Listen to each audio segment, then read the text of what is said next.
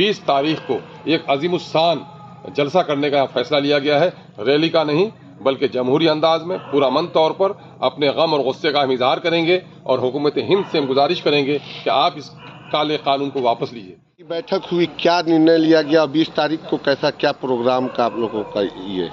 वक्फ protection movement Kishanganj यानी कि तहफ़्फ़ुज़ औक़ाफ़ तहरीक तहफ़्फ़ुज़ औक़ाफ़ committee ने मुश्तरका तौर पर फैसला लिया है कि वक्फ का ये काला कानून, वक्फ का ये मुजरिमाना कानून, वक्फ का ये काला कानून जिसका असर सिर्फ मुसलमानों के हाल और मुस्तक़बिल पर ही नहीं पड़ेगा बल्कि देश के हिंदू और मुसलमानों की मोहब्बत और आस्ती में भी पड़ेगा। इसलिए ये हमारा शरई मसला है और उससे कम नहीं, ये बल्कि हमारा दस्तूरी मसला है। हमारे दस्तूर पर भी ज़रब पड़ी है, संविधान का बखियाव को उधेड़ दिया गया है और हमारी शरीयत पर हमला हुआ है। इसलिए इसके खिलाफ आखिरी दम तक लड़ना हर शहरी का और हर मुसलमान का फरीज़ा है। इसलिए यहाँ हमारे उलमा ने और तमाम तर सियासी जमातों ने बड़ा खूबसूरत फैसला लिया है कि हम अलग अलग सियासी पार्टी में हो सकते हैं, अलग अलग मिली तंजीमों में हो सकते हैं, लेकिन वक्फ की लड़ाई चूँकि मुल्क के अमन की लड़ाई है, शरीयत के तहफ़्फ़ुज़ की लड़ाई है, मुल्क के आइन की लड़ाई है, इसलिए सब मिलकर लड़ेंगे।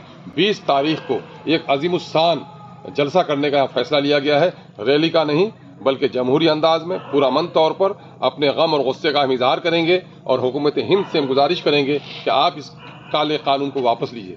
साथ ही हम अपने गम और गुस्से का इजहार करते हुए सुप्रीम कोर्ट तक भी ये पैगाम पहुंचाएंगे कि चूंकि आप कस्टोडियन हैं हमारे कॉन्स्टिट्यूशन के और ये कानून जो बना है वो कॉन्स्टिट्यूशन की रूह के बिल्कुल खिलाफ है, इसलिए इस काले कानून को आप कलअदम करार दीजिए। उसी के लिए हमारी मीटिंग हुई है। नौजवानों ने जोश दिखाया है और हमारे गैर मुस्लिम दोस्तों की भी एक बड़ी तादाद इसमें साथ दे रहे हैं और उलमा ने और तमाम सियासी जमातों ने बहुत ही पाकीज़ा तरीन इत्तेहाद का सबूत दिया है।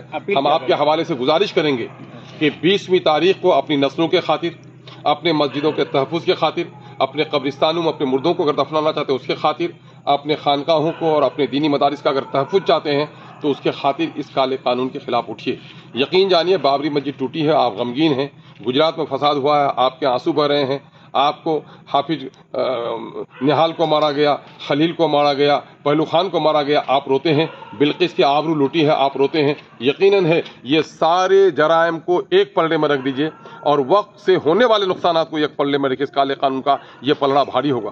क्या होगा कि आपके मस्जिदों में ताले लगेंगे, आपसे सबूत मांगे जाएंगे, आपके कब्रिस्तानों पर नाजायज कब्जा होगा और कुछ समाज दुश्मन ताकतों को कब्रिस्तान में बसाकर हिंदू और मुसलमानों को और अमन के पैगंबरों को आपस में लड़ा दिया जाएगा और इससे हमारी नस्लों का नुकसान होगा, हमारा देश का नुकसान होगा। इसलिए इस काले कानून के खिलाफ उठना और लड़ना हमारे लिए लाजिम है। मैं इसके लिए गुजारिश करता हूँ कि ज़्यादा से ज़्यादा तादाद में आइए, अपनी गैरत का सबूत दीजिए, अपनी ईमानी गैरत का सबूत दीजिए, मुल्क के जिम्मेदार होने से सबूत दीजिए।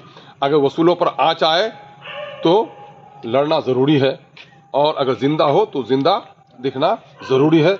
आइए वसूलों पर आँच आई है, हम टकरा कर देखेंगे और हम जमहूरी अंदाज में लड़ाई लड़ेंगे।